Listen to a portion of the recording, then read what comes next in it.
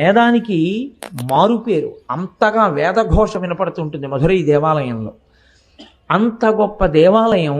అక్కడ ఉండేటటువంటి అమ్మవారి ఆవిర్భావం మాత్రం ఆవిడ స్వయంభూ క్షేత్రం కాదు, ఒకరు ప్రతిష్ఠ చేసింది కాదు. అమ్మవారు అక్కడికి ఎలా వచ్చింది మరి? మీనాక్షి అమ్మవారు అంటే ఆ ప్రాంతాన్ని మలయధ్వజ పాండ్యన్ అనబడేటటువంటి ఒక రాజుగారు పరిపాలిస్తూ ఉండేవాడు. ఆయనకి సంతానం లేదు. సంతానం లేకపోతే ఋత్విక్కులు నువ్వు హోమం చేయి, యజ్ఞం చేస్తే నీకు ఆ యజ్ఞము యొక్క అనుగ్రహం చేత సంతానమును పొందడానికి ప్రతిబంధకమైన పాపము నివారింపబడి యోగ్యత పొంది సంతానాన్ని పొందుతా ఉన్నారు. ఆయన యజ్ఞం చేశాడు. యజ్ఞం చేస్తే యజ్ఞంలోంచి ఒక ఆడపిల్ల పైకొచ్చి తండ్రి అని పిలిచి ఆయన దగ్గరికి వచ్చింది. ఆయన సంతోషించి ఆ పిల్లని ఎత్తుకున్నాడు. కానీ ఆ పిల్ల పుడుతూనే 3 స్తన్యములతో పుట్టింది. ఆయన చాలా బెంగ పెట్టుకున్నాడు. ఇదేమిటి ఆడపిల్ల ఇంత వికారంగా 3 స్తన్యములతో ఉంటే లోకంలో ఎవరు ఈమెని భార్యగా స్వీకరిస్తారు అని. ఇప్పుడు అశరీరవాణి పలికింది. ఈమె 3 స్తన్యములతో పుట్టడానికి కారణం ఈమెకి భర్త ఎవరో నువ్వు నిర్ణయించలేవు సుమా అని చెప్పడానికి. ఈమె ఏ పురుషుణ్ణి చూసినప్పుడు ఈమె 3 స్తనములలో ఒక స్తనము అదృశ్యమై 2 స్తనములు మిగులుతాయో ఆ పురుషుడే ఈమె భర్త. అమ్మవారు ఏ రూపాన్ని పొందినా, ఏ అవతారాన్ని పొందినా ఆవిడ మాత్రం ఎప్పుడూ పరమశివుడికే ఇల్లాలి. కాబట్టి మలయధ్వజ పాండ్యన్ ఇప్పుడు ఆ పుట్టినటువంటి కూతుర్ని కొడుకుల్లా పెంచాడు. కొడుకులు లేరు కాబట్టి యుద్ధ విద్య నేర్పాడు, విలువిద్య నేర్పాడు, పట్టాభిషేకం చేశాడు. ఆమె రాజ్య పరిపాలన చేశాడు. రాజ్య పరిపాలన చేసింది, ఆమెకి వివాహం కాలేదు. చాలా కాలం అయిన తర్వాత ఆ తల్లి ఒకానొకనాడు కైలాసానికి వెళ్ళింది. కైలాసానికి వెడితే పూర్వం యోగశక్తితో వెళ్ళారు. వెళ్ళినటువంటి వాళ్ళు ఎందరో ఉన్నారు మహానుభావులు. అలా వెళ్ళింది ఆ తల్లి. వెడితే అక్కడ 3 స్తనములతో ఉన్నటువంటి అమ్మవారికి పరమశివ దర్శనం అవగానే 2 స్తనములే ఉన్నాయి, ఒక స్తనం అదృశ్యమైంది. కనుక నాకు పరమశివుడే భర్త అని ఆమె పరమశివుణ్ణి ఆహ్వానించి భూమండలం మీదకి తీసుకొచ్చింది. అమ్మవారి అనుగ్రహం వల్ల కదండి సర్వేశ్వరుడు మనకి దక్కింది అసలు. లేకపోతే తనలో తాను రమిస్తూ కూర్చుంటాడు ఎక్కడో. తీసుకొచ్చి అమ్మవారిని కూడా ఆనందింపచేయగలిగిన మోహనాకారము కలిగిన వాడు కాబట్టి సుందరేశ్వరుడు అన్న పేరుతో వచ్చి అక్కడ వెలిశాడు. ఆమె సుందరేశ్వరుడి భార్యగా మీనాక్షి అన్న పేరుతో అమ్మవారు అక్కడ వెలిసింది. వాళ్ళకి ఒక కొడుకు కూడా పుట్టాడు. ఆయన సుబ్రహ్మణ్యుని యొక్క అంశ అంటారు. స్కందాంశలో పుట్టినటువంటి వాడు ఉగ్రపాండ్యన్ అని. ఆయన కొంతకాలం ఆ పాండ్యరాజ్యాన్ని పరిపాలించాడు ద్రవిడ దేశంలో. రామచంద్రమూర్తి ఎలా ఈ భూమండలం మీద కొంతకాలం నడయాడి లవకుశల్ని కొన్నారో అలా మీనాక్షి అమ్మవారు కూడా ఈ భూమండలం మీద పరమశివుడితో కలిసి కొంతకాలం పరిపాలన చేసి ఆ తల్లి ఉగ్రపాండ్యన్ అనేటటువంటి కుమారుణ్ణి కూడా కంది. అంత ప్రఖ్యాతి వహించినటువంటి క్షేత్రం మధురై క్షేత్రం. ఆనాడు ఆ తల్లి వరం ఇచ్చింది, నేను ఇక్కడే ఉండి పరిపాలన చేస్తాను అని. ఆ పరిపాలన చేస్తాను అని తల్లి వరమిచ్చి నిలబడినటువంటి క్షేత్రం మీనాక్షి అమ్మవారు. ఆ తల్లికి మీనాక్షి అని పేరు. మీనాక్షి అంటే చాపల వంటి కన్నులున్న తల్లి అని. పరిపాలకులకు ఒక లక్షణం ఉంటుంది, మీరు కొంచెం జాగ్రత్తగా గమనించండి. మీనాక్షి అమ్మవారిది పరిపాలనాంశ. అందుకని ఆవిడ పరిపాలకురాలుగా ఉంటుంది. అందుకే కళ్ళతో చూస్తూ ఉంటుంది ఎప్పుడు. ఆఫీసర్ గారు ఇలా చూస్తున్నాడు అనుకోండి, ఆయన చూస్తాడేమో అని మనం భయపడతాం. అలా ఆవిడ తన చూపులతో లోకాన్నంతటినీ చూస్తూ ఉంటుంది, పరిపాలన చేస్తూ ఉంటుంది. పరిపాలన చేసేటటువంటి వారికి ఒక లక్షణం ఉంటుంది సాధారణంగా. తమ పట్ల అనుకూలముగా వ్యవహరించినటువంటి వారికి వారు వరములనిస్తారు, దగ్గరికి చేర్చుకుంటారు.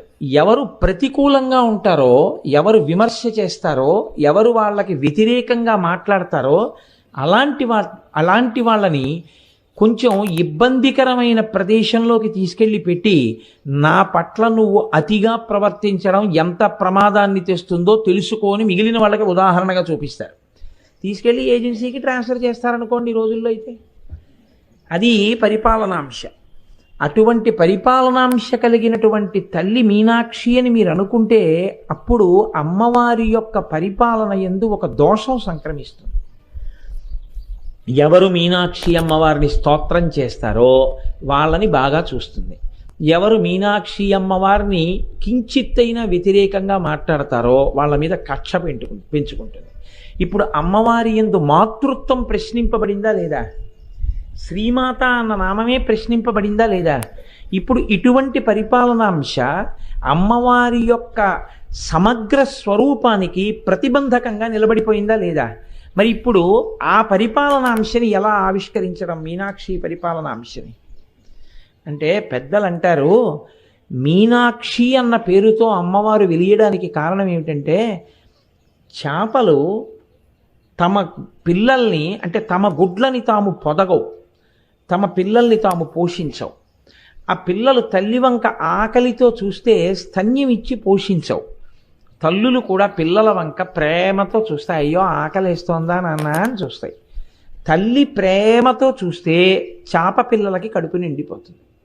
చూపులతో పోషించగలిగినటువంటి తత్వం కాబట్టి, చూపులతో ఆవిడ ఇలా చూసి రక్షించగలిగినటువంటి తల్లి కాబట్టి ఆవిడ్ని మీనాక్షి అని పిలుస్తారు. అయితే ఇప్పుడు చూపులతో రక్షించగలిగిన తల్లి బాగుంది, కానీ ఆ చూపులతో రక్షించడం అన్న పరిపాలనాంశలో ఆవిడికి వ్యతిరేకంగా మాట్లాడితే ఇబ్బంది పెడుతుందని మీరు ఇందాక అన్నారు కదా, మరి అది ప్రమాదహేతువు కదా. అంటే ఏం అలా ఉంటే తప్పేమిటని మీరు నన్ను అడగచ్చు. భగవత్ తత్వంలో ఒక గమ్మత్తు ఒకటి ఉంది. భాగవతంలో ధర్మరాజు గారు ఈ విషయాన్ని నారదుడు ధర్మరాజు గారితో మాట్లాడుతూ అంటాడు, కామోత్కంఠత గోపికల్ భయమునన్ కంసుండు వైరక్రియా సామాగ్రించి చుపాల ముఖ్య నృపతుల్ సంబంధులై వృష్ణులున్ ప్రేమన్ మీరలు భక్తి మేము ఇది చక్రింగంటి మెట్లైన నుద్ధామ ధ్యాన గరిష్ఠులైన హరిచందన్ వచ్చు ధత్రీశ్వర అంటాడు. భగవంతుడి విషయంలో ఉండే లక్షణం ఏమిటంటే కామోత్కంఠత గోపికల్, కామంతో గోపికలు పొందారు. వైరక్రియా సామాగ్రిం శిశుపాల ముఖ్య నృపతులు, వైరంతో శిశుపాలాదులు పొందారు. కాకపోతే ఆ వైరంతో బతకడం అనేటటువంటిది చాలా అసహ్యంగా ఉంటుంది. భక్తితో అమ్మవారిని చేరడం వేరు, వైరంతో చేరడం వేరు. వైరంతోనైనా భగవన్నామాన్ని తలుచుకోవడం, అమ్మవారు మాత్రం ఏదో ఒక రూపంగా నన్ను తలుచుకుంటున్నాడు కదా అని అనుగ్రహిస్తుంది. అలా అనుగ్రహించింది అనుకోండి, అప్పుడు పరిపాలన యందు వైరం చూసే లక్షణం లేదు, ఎలాగో అలా నన్ను తలుచుకున్నాడు కదా అని కారుణ్యం చూపించే పూర్ణ కారుణ్యమూర్తి అవుతుంది. అప్పుడు ఆవిడికి మామూలు అధికారులందరూ ఎలా అయితే తమకు వ్యతిరేకంగా మాట్లాడితే కోపగించి తమ కింద వారిని ఇబ్బంది పెడుతుంటారో అలా ఇబ్బంది పెట్టేటటువంటి లక్షణం కాకుండా, తనకి వ్యతిరేకంగా మాట్లాడిన వారి పట్ల కూడా ఏదో రకంగా నా పేరు ఎత్తాడు కదరా అంతే చాలని రక్షించే తత్వం ఉంటే అప్పుడు ఆమెది పరిపూర్ణమైన మాతృత్వంతో కూడిన స్వరూపం అవుతుంది. మీరు పట్టుకోగలిగారని నేను అనుకుంటున్నాను. అలా ఆవిడ చూసింది అని మీరు ఏమైనా ఉదాహరణ చెప్పగలరా మీనాక్షి తత్వంలో? అప్పుడు నేను చెప్పిన పరిపాలనాంశ పూర్తవుతుంది. అంటే మధురైలో ఒక సంఘటన చెప్తారు పెద్దలు, యథార్థంగా జరిగిన సంఘటన. బ్రిటిష్ గవర్నమెంట్ మన దేశాన్ని పరిపాలిస్తున్న కాలంలో మధురై ప్రాంతాన్ని రోజ్ పీటర్ అనేటటువంటి ఒక కలెక్టర్ పరిపాలిస్తుండేవాడు.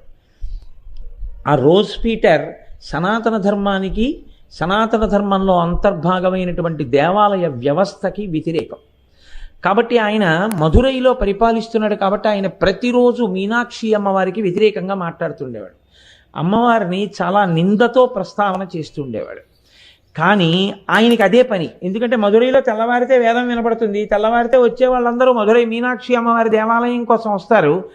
కాబట్టి ఆయన ప్రతివాడిని పిలుస్తూ ఉండడం, ప్రతివాడితోటి అమ్మవారిని నింద చేసి మాట్లాడుతూ ఉండడం, ఇలా చాలా కాలం జరిగింది.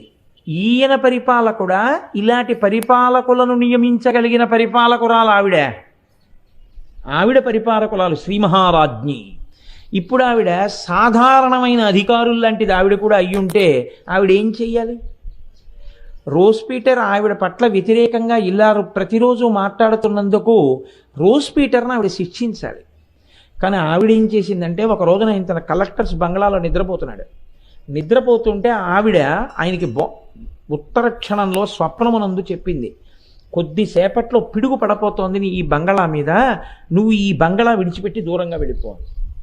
అతను వెంటనే మేల్కొని, ఏమిటి నాకు ఇలా అనిపించింది, అమ్మవారు కనపడి నాకు ఇలా చెప్పింది. అతను ఆ అనుభూతిని వదిలిపెట్టలేకపోయాడు.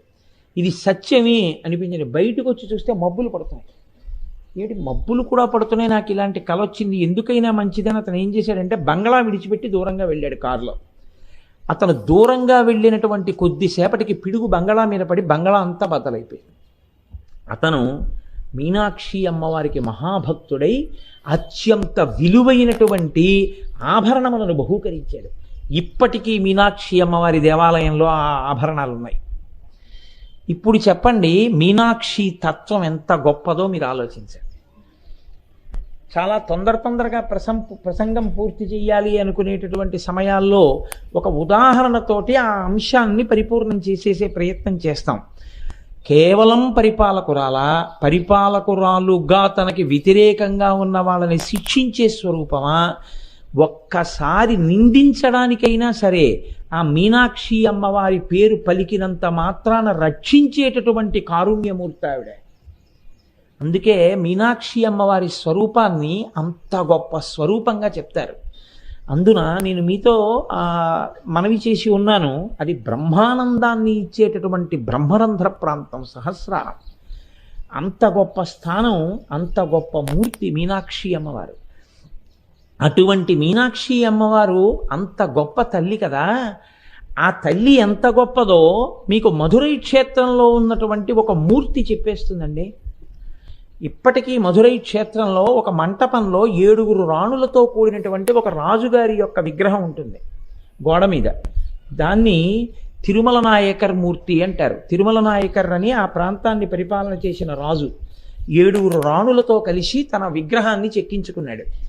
రాజు విగ్రహం చెక్కాడు శిల్పి, మిగిలిన 6 రాణుల యొక్క విగ్రహాల్ని చెక్కాడు.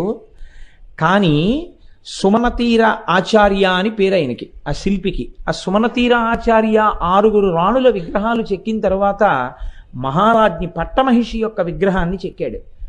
అంతా చెక్కిన తర్వాత పట్టమహిషి యొక్క మోకాలి మీద చిన్న పెచ్చు విరిగిపోయింది. ఎంత ప్రయత్నించినా ఇంకా ఆ విగ్రహంలో ఆ మోకాలి మీద ఉన్న ప్రాంతాన్ని అతను దిద్దలేకపోయాడు. రాజుగారు దేవాలయంలోకి వచ్చి ఆ విగ్రహాలు తయారయ్యాయని చూసే సమయం దగ్గరికి వచ్చింది. అతను భయపడిపోయాడు. ఏడుస్తూ మధుర మీనాక్షి అమ్మవారికి అత్యంత ప్రీతిపాత్రుడు, అమ్మవారిని నిరంతరం ధ్యానంలో దర్శించగలిగినటువంటి శక్తి ఉన్నవాడు, అంతటి మహానుభావుడు, త్రికాలవేది, మహాభక్తుడు, అమ్మవారి స్తోత్రములను విశేషంగా చేసినటువంటి వారు. ఆ రాజుగారి మంత్రి, తిరుమల నాయకర్ మంత్రి నీలకంఠ దీక్షితులను ఉన్నారు. ఆయన దగ్గరికి వెళ్ళి అడిగాడు, అయ్యా నేను రాజుగారి పట్టమహిషి విగ్రహాన్ని చెక్కాను, నా ప్రారంధమేమో మోచిప్ప మీద ఉన్నటువంటి చిన్న ముక్క తుళ్ళిపోయింది, ఆ విగ్రహం నేను ఎంత ప్రయత్నించినా మోకాలు సరిగ్గా అవ్వట్లేదు, ఏం చెయ్యని రాజుగారు వచ్చే రోజు దగ్గరికి వచ్చేసిందని అడిగాడు. ఆయన కళ్ళు మూసుకుని మీనాక్షి అమ్మవారిని ధ్యానం చేశారు. ధ్యానం చేసి ఆయన అన్నారు, నాకు మీనాక్షి అమ్మవారు చెప్తోంది, పట్టపురాణి మోకాలి మీద పుట్టుమచ్చుంది, అది ఉత్తమ జాతి స్త్రీకి ఉండవలసినటువంటి లక్షణం. ఆ మోకాలి మీద పుట్టుమచ్చ ఉన్న కారణం చేత అమ్మవారి గుళ్ళో పెట్టవలసిన మూర్తి కాబట్టి పట్టపురాణి యొక్క మోకాలు మీద అందుకే మచ్చపడినట్టుగా పెచ్చు విరిగిపోయింది, అందుకని సరవట్లేదు, నువ్వు అలాగే ఆ మూర్తిని అక్కడ పెట్టేసేయన్నాడు.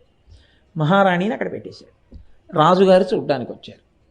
వచ్చి మిగిలినవి మామూలుగా చూశాడు. తన విగ్రహం తన రాణుల విగ్రహం కాబట్టి బాగా పరికించి చూసి అందులో పట్టపురాణి విగ్రహాన్ని పరికించి చూశాడు. మోచిప్ప మీద అలా ఎందుకుంది అని అడిగాడు శిల్పిని. అమ్మగారి మోచిప్ప మీద పుట్టుమచ్చుంది అని చెప్తే తల తెగిపోతుంది.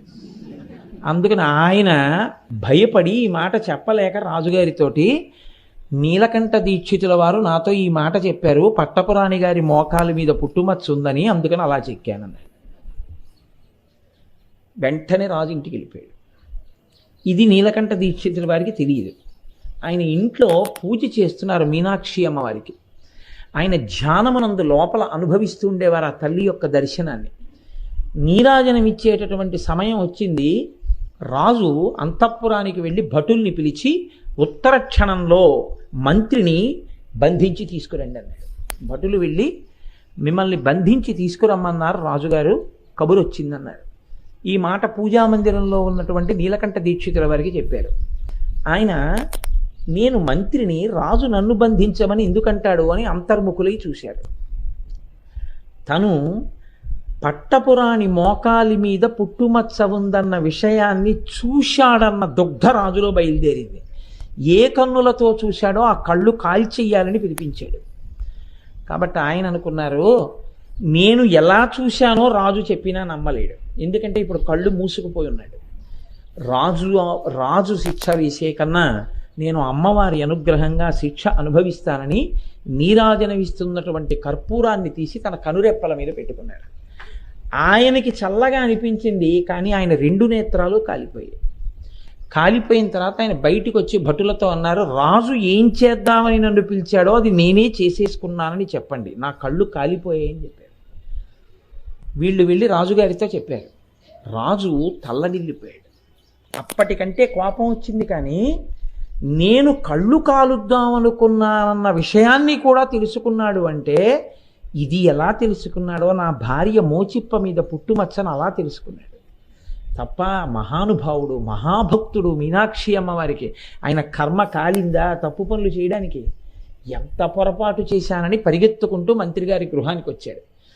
వచ్చి నా వల్ల అపరాధం జరిగిపోయింది, మీరు ఎలా చూడగలిగారన్నది నేను తెలుసుకోలేకపోయాను అంటే, అప్పుడు నీలకంఠ దీక్షితర్ చెప్పారు, నాకు ధ్యానంలో అమ్మవారు చెప్పింది పట్టపురాణి మోకాల మీద పుట్టుమచ్చుందని, అందుకని నేను శిల్పిని ఆదేశించాను అలా ఉంచమని.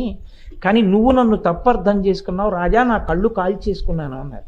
అంటే రాజు మంత్రి కాళ్ళ మీద పడి, మీరు మళ్ళీ కన్నులు తెప్పించుకుని వెలుతురు చూడవలసింది, మీరు నా మాట మేరకు కళ్ళు కాల్చుకున్నారో ఆ మీరు నేను ఈ పాపంతో కాలిపోకముందే అమ్మవారిని ప్రార్థించి కన్నులు పొందండి అన్నారు. అప్పుడు ఆయన ఆనందసాగర స్తవం చేశాడు నీలకంఠ దీక్షితుడు. ఆనందసాగర స్తవం సగం ప్రపత్తి, సగం అమ్మవారి యొక్క వర్ణన, సౌందర్యలహరిలాగా. ఆ ఆనందసాగర స్తవం చేసేటప్పుడు పాదాల దగ్గరికి వచ్చింది, అమ్మవారి దగ్గరికి. అప్పటి వరకు ఆయన చెప్తున్నారు, రాస్తున్నారు. పాదాల దగ్గరకు వచ్చిన తర్వాత ఆయనకి కన్నులు లేవు, నోటితో చెప్పుకెళ్ళిపోతున్నారు. ఆయన చెప్తూ చెప్తూ ఆ శ్లోకంలో అన్నారు, అమ్మా నీవు చాలా గొప్పదానివి, కానీ బిడ్డడు కదా అని నువ్వు నీ పాదములను తీసుకొచ్చి నా ఎదురుగుండా పెట్టి చూడు అన్నా నేను చూడలేనమ్మా, నా కళ్ళు కాలిపోయాయి అన్నారు. అనగానే ఆయనకి కళ్ళు వచ్చేసి, అమ్మవారు కళ్ళు ఇచ్చేసి. మధుర మీనాక్షి అమ్మవారు ఎంత గొప్ప స్వరూపమో చెప్పగలిగినటువంటి ఒక సాక్ష్యంగా ఇప్పటికీ మధురైలో మీకు లోపలికి వెడితే ఆ తిరుమల నాయక రాజుగారు ఆయన 7 భార్యల విగ్రహాలు పట్టమహిషి మోకాలు మీద పెచ్చుడిపోయి ఇప్పటికి కూడా కనపడుతుంది.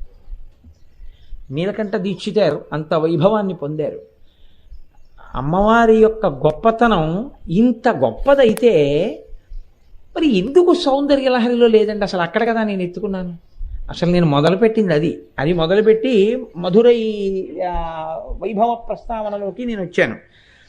అంత గొప్ప మీనాక్షి స్వరూపమే, జగములను పరిపాలించేటటువంటి తల్లే, అంతటి కారుణ్యమూర్తే. మరి అటువంటి పూర్వకాలంలో మధురైలో ఇంకో పరీక్ష కూడా ఉండేది. మధురైలో కోనేరు ఉండేది ఎదురుగుండా, అది దేవేంద్రుడు అక్కడ కమలములను ప్రతిష్ఠ చేశాడు అంటారు. ఇప్పుడు దాంట్లో తామరలు లేవనుకోండి. పూర్వం ఎవరైనా పుస్తకాలు రాస్తే పుస్తకం తప్పుగా కానీ రచన చేసేస్తే కొన్ని వేల మందిని పాడు చేసేస్తుంది. మాట పుస్తకం మీరు ఒక్కటి గుర్తుపెట్టుకోండి, ఈ రెండంతంత గొప్పవి లేవు, ఈ రెండంత ప్రమాదకరమైనవి లేవు. మీరు ఒక్క తప్పుగా ప్రచారం చేసేటటువంటి వాడు, తప్పు మాటలు చెప్పేవాడు, చాలా ఉత్సాహంగా వినడానికి అనిపించిన తప్పు త్రోవలోకి మిమ్మల్ని నడిపించగలిగినటువంటి మాటల పట్ల ఆకర్షితులయ్యారనుకోండి, ఒక మనుష్య జన్మంతా పోతుంది. ఒక్క మాట జన్మ పోతుంది, అటువైపుకి వెళ్ళిపోతాడు.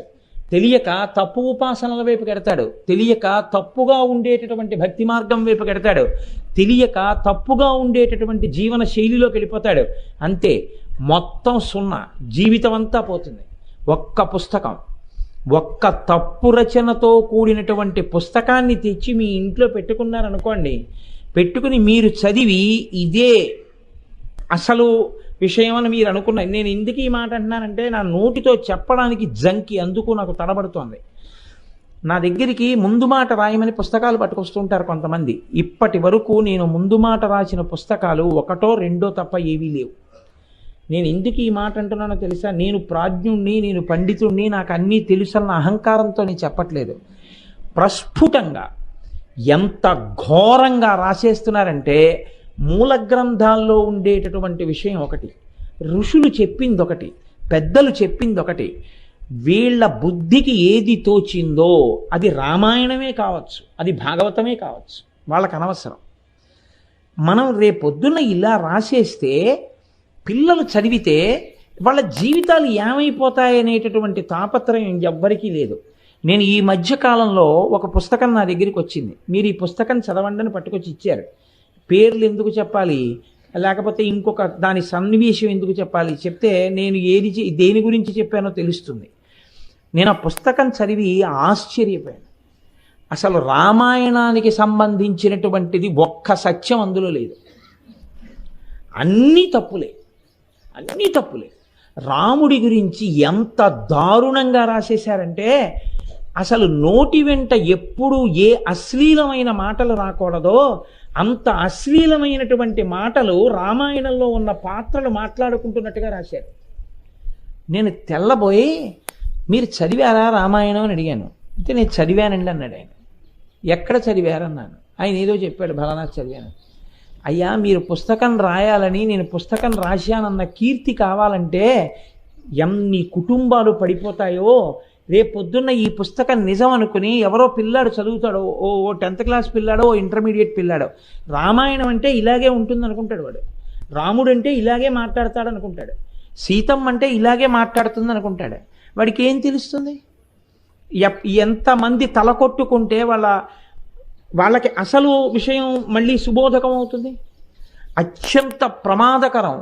పుస్తకాన్ని ఎవడిష్టం వచ్చినట్టు వాడు రాసి విడిచిపెట్టడం. పరమాచార్య స్వామి వారి శరీరంతో ఉన్న రోజుల్లో మహానుభావుడు గుండెలు బాదుకుని ఇచ్చారు. కుండలిని యోగం మీద పుస్తకాలు రాసేయద్దు, కుండలిని యోగాల గురించి బహిరంగ వేదికల మీద ఉపన్యాసాలు చెప్పవద్దు, అలా చెప్పకూడదు అని. మహాత్ములైన వారు వాళ్ళకి తెలుసు ఏది ఎక్కడి వరకు చెయ్యాలో, ఏది ఎంతవరకు చూడాలో. మన ఇంట్లో ఉన్నటువంటి కుటుంబ సభ్యుడే మనం ఇచ్చిన డబ్బుతోటే డాక్టర్ గారు వాడికి ఆపరేషన్ చేస్తారు. కానీ ఆపరేషన్ చేసేటప్పుడు డాక్టర్ గారు కూడా ఒక్క కాంపౌండర్నో ఒక్క నర్సునో పట్టుకుని ఆపరేషన్ థియేటర్లోకి వెళ్ళి ఆపరేషన్ చేస్తారు తప్ప, మా నాన్నగారు కదండి, మా అమ్మగారు కదండి, మేము చూస్తూ ఉండగా మీరు ఆపరేషన్ చెయ్యండి అని అడిగితే చేస్తారా? ఎంత గోప్యం పాటిస్తాడు ఒక డాక్టరు. ఏవి ఎంతవరకు అవసరమో అంతవరకు పుస్తకాల్లో రాయాలి, ఏవి ఎంతవరకు అవసరమో అంతవరకే వేదికల మీద చెప్పాలి తప్ప అంతక మించి ఏవి పడితే అవి నువ్వు రాసేస్తే ఆ స్థాయి లేని వాడు చదివితే ఉపద్రవానికి ఎడుతుంది. గురు శిష్య సంప్రదాయంలోకి వచ్చిన తరువాత, నీకు శిష్యుడైన తర్వాత యోగ్యతలను బట్టి ఉపాసన క్రమాన్ని పెంచి మాట్లాడు తప్ప బహిరంగ వేదికల మీద మాట్లాడేటప్పుడు చాలా లోతైన విషయాల్ని ప్రస్తావన చెయ్యకు. అది తేలికనుకుని అటువైపుకు వెళ్ళి పాడైపోతారు. అలాంటి పనులు చెయ్యవద్దని చెప్పేవారు పరమాచార్య స్వామి. మహాత్ములు అంత విశాల హృదయంతో ఆలోచిస్తారు. అందుకే పూర్వం రాచరికం చేసిన ప్రభువులు పుస్తకాన్ని రచన చేస్తే ఆ పుస్తకాన్ని అందరూ చదవడానికి అది యోగ్యమా కాదా అంటే అది నిర్ణయం అయితే తప్ప ఆ పుస్తకాన్ని అందరూ చదవడానికి వీలుగా దాని ప్రతులు తయారు చేయనిచ్చేవారు కాదు. దానికి పరీక్ష ఏమిటంటే, మధురైలో మీనాక్షి అమ్మవారి దేవాలయానికి తీసుకెళ్లేవారు. సరస్వతి కోనేరు అని అమ్మవారి కోవెల్లో కోనేరు. ఆ కోవెల్లో పుస్తకం పడేసేవారు. పడేస్తే ఆ పుస్తకం లోకానికి పనికొచ్చేదే అయితే పైకి తేలేది. ఆ పుస్తకం కాగితాలు తడవకుండా, తాళపత్ర గ్రంథాలు ఆ రోజుల్లో పైకి తేలేవి. తేలితే పల్లకీలో పెట్టి ఊరేగించి అమ్మవారి పాదాల దగ్గర పెట్టి తీసుకొచ్చేవాడు. తీసుకొచ్చి దాని ప్రతులు ప్రభువు రాయించి ప్రజలందరికీ అందేట్టు చేసేవాడు.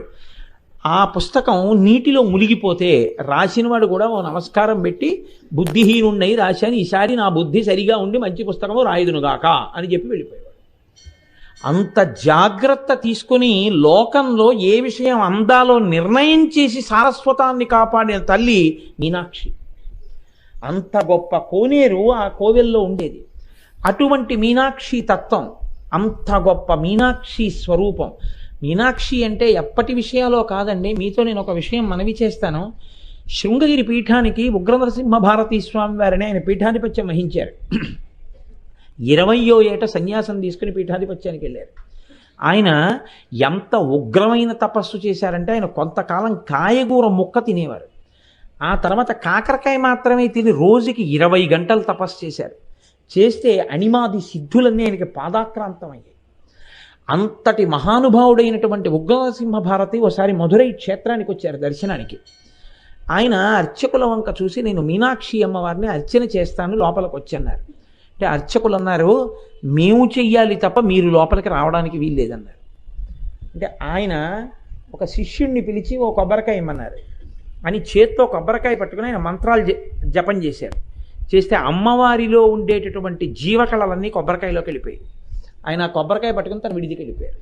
వెళ్ళిపోయి ఆ కొబ్బరికాయని తీసుకెళ్ళి ఆసనం మీద పెట్టి పూజ చేస్తున్నారు. అర్చకులు లోపలికి వెళ్ళి అమ్మవారి మూర్తి వంక చూశారు. జీవకళ నశించిపోయి అమ్మవారు వెలవెలపోయింది మూర్తి. అప్పుడు వాళ్ళు భయపడి, మహానుభావులు, నేను ఇది నిన్నటి రోజున మీతో ప్రస్తావన చేసింది, వాళ్ళు మహాలక్ష్మి సంపన్నులంటే వాళ్ళు ఈశ్వర తేజస్సును కూడా తీసుకోగలరు, అంతటి శక్తివంతులు. అటువంటి మహాపురుషులకు ఆలవాలం ఈ భూమి. ఆయన విడిదికి వెళ్ళి ప్రార్థన చేశారు, అయ్యా మా బుద్ధి గడ్డి తిని మిమ్మల్ని లోపలికి రావద్దన్నాం, మీరు వచ్చి లోపల అమ్మవారిని పూజ చెయ్యండి, కానీ మా యందు అనుగ్రహించి మీరు మళ్ళీ వచ్చి అమ్మవారిలోకి ఆ కళని ప్రవేశపెట్టేసేయండి అని అడిగారు. ఉగ్రనరసింహభారతి అంతటి దయామయుడు కనుక ఆయన మళ్ళీ దేవాలయంలోకి వెళ్ళి కొబ్బరికాయలోకి తీసేసినటువంటి కళల్ని అమ్మవారిలోకి ప్రవేశపెట్టేశారు. అంతటి మహానుభావుడు. ఇంతమందితో అనుబంధం ఉన్నటువంటి క్షేత్రం ఆ మధురై. నేను ఇలా వ్యక్తుల గురించిన విషయాలతో కూడినటువంటి సమాహారాన్ని మీ ముందు విజ్ఞాపన చేస్తూ వెడితే దానికి ఎంతటికీ అంతు దొరకదు. నేను ఏ ప్రశ్నతో మొదలెట్టానో దాన్ని నేను స్పృశించలేదు ఇప్పటికీ కదా. నేను ఎందుకు లేదు లలితా సహస్రంలో మీనాక్షి దగ్గర ఎత్తుకున్నాను. నేను అన్నానా ఎందుకు లేదో? నేను ఇప్పటివరకు అనలేదు. ఏ కారణం చేత లలితా సహస్రనామ స్తోత్రంలో ఈ నామం లేదు, లేకపోతే ఈ నామానికి తుల్యమైన నామం ఒకటి మాత్రం ఉంది, వక్త్రలక్ష్మీ పరివాహ చలన్మీ నాభలోచన. అలా ఎందుకు? కామాక్షి దగ్గర నుంచి శారదా వరకు అనేక నామాలు చెప్పిన వారు మీనాక్షి నామాన్ని వక్త్రలక్ష్మీ పరివాహ చలన్మీ నాభలోచన అని ఎందుకు అనాలి? అంటే అమ్మవారి ముఖం అనేటటువంటి దీప్తి కాంతి సరోవరంలో అమ్మవారి రెండు కన్నులు రెండు చేప పిల్లలలా ఉన్నాయి. అంటే మీనాక్షియేగా చేపలంటే. అలా అని బదులు మీనాక్షి అని 3 అక్షరాలతో అంటే పోతుందిగా. మీనాక్షికి అంత పెద్ద సమాసం వేసి పిలవడం ఎందుకు? అలా పిలిచి అసలు మీనాక్షి అన్న పేరు వదిలేయడం ఎందుకు? అప్పుడు ఎవరైనా తెలుసుకోలేకపోతే అయ్యో మీనాక్షి నామం లేదు, మీనాక్షి నామం లేదని బెంగెట్టుకోరు. అలా ఎందుకు వదిలేశాడు వ్యాస భగవానుడు? పోని శంకరాచార్యులు వారి సౌందర్యలహరిలో ఆయన ఎక్కడ ప్రత్యక్షంగా మీనాక్షి అనలేదు, ఆయన పరోక్షంగా ప్రస్తావన చేశారు. ఎందుకు అనలేదు ఇద్దరూ కూడా? ఇద్దరు తిన్నగా మీనాక్షి అని ఎందుకు పిలవలేదు? మీరు ఊహించగలరా? దాని వెనక ఒక పరమ పవిత్రమైనటువంటి లక్షణం ఒకటి ఉంది. మీరు గమనించండి, గోపాలకృష్ణ గారు ఎన్నో మార్లు ప్రతిరోజు నేను వచ్చే ముందు మాట్లాడతారు. నాతో నిన్న మాట్లాడుతూ కోటేశ్వరరావు గారు రేపు ఇంకో 50 టోకెన్లు ఇమ్మన్నారని అనడం మీరు ఎప్పుడైనా విన్నారా? కోటేశ్వరరావు గారు 50 టోకెన్లు ఎక్కువ ఇమ్మన్నారు అని ఆయన ఎప్పుడైనా నా పేరుతో మాట్లాడారా? ఆయన నా పేరుతో మాట్లాడరు ఎప్పుడు. ఎందుకు? నేను నా పేరు లేదా? నన్ను పేరుతో పిలిచేవాళ్ళు లేరా? ఎందరో ఉన్నారు. నేను ఆఫీస్కి వెడితే కోటేశ్వరరావు అని పిలుస్తారు నన్ను. ఎందరో నాకు కనబడితే కోటేశ్వరరావు బాగున్నారా అండి అని అడుగుతారు. మరి గోపాలకృష్ణ గారు ఎందుకంటారు నన్ను కోటేశ్వరరావు చెప్పారని? కోటేశ్వరరావు చెప్పారండి 50 పాసులు ఎక్కువ ఇస్తున్నాం, లేకపోతే కోటేశ్వరరావు ఇంకా రాలేదేమిటి అనొచ్చు కదా. కోటేశ్వరరావు గారిని వేదిక మీదకి రావలసిందిగా కోరుతున్నాను అనొచ్చు కదా. అలా అంటే అందులో ఏమైనా తప్పు ఉందండి? ఏమీ లేదు. కానీ ఆయన అనరు. ఎప్పుడైనా అలా అన్న సన్నివేశం ఉందా ఆయన నోటి వెంట? లేదు. ఎందుకు ఉండదో తెలుసా? ఆయన హృదయాంతరాళముల యందు నా పట్ల ఏర్పడిపోయిన భక్తికి పరాకాష్ఠ నా పేరు ఉచ్చరించారు. గురువుగారు అంటారు. నేను గురువుగారిని వేదిక మీదకి రావాల్సిందిగా ఆయన పాదములు పట్టి ప్రార్థన చేస్తున్నానంటారు. గురువుగారు నన్ను దెబ్బలాడారు, ఇంకో 50 టోకెన్లు ఇమ్మన్నారంటారు. ఎవరు మీ గురువుగారు? పేరు చెప్పండి మాకు తెలుస్తుంది కదా అని మీరు ఎప్పుడైనా అడిగారా? మీరు అడగరు. మీరు అడగరు. ఆయన నా పేరు ఉచ్చరించారు. ఎందుకు ఉచ్చరించారు? అంటే ఆయనకి ఏర్పడిపోయిన భక్తి చేత ఆయనకి నన్ను పేరుతో పిలిస్తే నా పట్ల ఏదో అపచారం చేసినంత భావన ఉంటుంది. ఇది ఎక్కడి వరకు వెళ్ళిపోతుందో తెలుసా అండి? ఎవరైనా ఒకవేళ ఇంకా కొన్నాళ్ళు ఆయన ఇలాగే నా మీద ఆరాధన పెంచేసుకున్నారనుకోండి, ఎవరైనా వచ్చి కోటేశ్వరారు కనపడ్డారండి వస్తున్నానని చెప్పమన్నారు, మీతోటి కోటేశ్వరారు వస్తున్నారేంటి, గురువుగారు వస్తున్నారని చెప్పలేవా అంటే మనసులో అంత బాధ కలుగుతుంది. అంటే అది ఎక్కడి నుంచి వస్తుందంటే ప్రీతి, పెంచుకున్నటువంటి ప్రీతి, పెంచుకున్నటువంటి భక్తి, అపారమైనటువంటి ప్రేమ పొంగిపోతే అరే రే ఆయన్ని మనం కోటేశ్వరరావు అండమా అంటే కోటేశ్వరరావు గారు గొప్పవాడా, కోటేశ్వరరావు ఆయన గుండెల్లో గొప్పవాడా? ఆయన గుండెల్లో కోటేశ్వరరావు గొప్పవాడు కాబట్టి కోటేశ్వరరావు అన్న పేరు పోయింది, ఆ గుండెల్లో పోయి ఏదయింది, గురువుగారు అయింది. ఎక్కడెక్కడ మీరు ఎదిగిపోతారో అక్కడక్కడ పేరు పోతుంది. భార్య భర్తని ఎప్పుడైనా పేరు పెట్టి పిలుస్తుందా? వాళ్ళిద్దరూ ఒక్కటే కదా, ఏమండి అని ఎందుకు పిలుస్తుంది? ఒక గౌరవం, అపారమైన గౌరవం. నేను ఆయన పేరు చెప్పడమా? భర్త పేరు కానీ, కొడుకు తండ్రి పేరు కానీ, శిష్యుడు గురువు పేరు కానీ ఎప్పుడూ ఉచ్చరించారు. అది లోకంలో మర్యాద. పరమాచార్య ఒకానొక సందర్భంలో ఇది జరిగింది. పరమాచార్యుల వారి యొక్క సన్నిధానంలో ఒక పిల్లవాడిని మీ నాన్నగారి పేరు ఏమిటని అడిగారు ఎవరో. వెంటనే పరమాచార్య అన్నారు, తప్పు, అలా అనకూడదు. ఏమన్నారు? తండ్రి పేరు కొడుకు చెప్పకూడదు, ఇప్పుడు నాన్నగారనే అనాలి, మా నాన్నగారు అనాలి అంతే. అంతేగాని మా అదేంటి కోటేశ్వరరావు వచ్చేస్తున్నారండి అని కొడుకు, భర్త పేరు పెట్టి ఏదో మా వెంకటరావు వచ్చేస్తున్నారండి అని భార్య అందనుకోండి, ఇంకేమిటి గౌరవం? నీకు ప్రేమ పండిపోతే కొన్ని పేర్లు నువ్వు పలకలేవు, ఆ అనుబంధాలు అంతే. ఇంకా అవి పేర్లు పెట్టి పిలిచేవి కావు. ఆ ప్రేమ అలా ఉంటుందని మనం నమ్ముతాం. అలా నమ్మిన చోట అలా లేదనుకోండి, మనకు అదోలా అనిపిస్తుంది. మీకు అంతవరకు ఎందుకు, మీరు నిజాయితీతో గుండెల మీద చెయ్యేసుకు చెప్పండి, నేను అన్నానని కాదు. మీకు ఎక్కడైనా ఎప్పుడైనా ఏ భార్య అయినా భర్తని పేరు పెట్టి కానీ ఏకవచనంతో కానీ పిలిచింది అనుకోండి, మీకు అసహ్యం వేస్తుందా వేదా? మీరు చెప్పండి, గుండెల మీద చెయ్యేసుకు చెప్పండి, నేను అన్నానని కాదు. నేను ఎవరిని ఆడవాళ్ళని తక్కువ చేయడం, మగవాళ్ళని ఎక్కువ చేయడం నా ఉద్దేశ్యం కాదు. ఇప్పుడు మీనాక్షి అని పిలవని శంకరాచార్యుల వారు గొప్పవారు, మీనాక్షి అనని వ్యాసుడు గొప్పవాడు, భర్తని పేరు పెట్టి పిలవని ఆడది గొప్పది తప్ప, ఆడది పిలిస్తే ఆవిడికి ఏదో తగ్గిపోతుందని కాదు, ఆవిడ గొప్పతనం జారిపోతుందని పిలవద్దండి శాస్త్రం. ఏమండి అని అందుకు పిలుస్తుంది, గురువు కాబట్టి. యోమే భర్త సమే గురువు తం నిత్యమనురక్తాస్మి యథారూపాం సువర్చల అంది సీతమ్మ రాముడి గురించి. నా గురువు అయినంది. అంతటి మహానుభావుడు గురువుని కానీ భర్తని కానీ పేరు పెట్టి పిలవమే, తండ్రిని కానీ. అటువంటిది ఇంత గొప్ప స్వరూపం అమ్మవారి స్వరూపాల్లో పతాక స్థాయిలో ఉన్నటువంటి స్వరూపం. అందుకే కామాక్షి అమ్మవారిని కామాక్షి అని శంకరాచార్యుల వారు పిలవలేదు.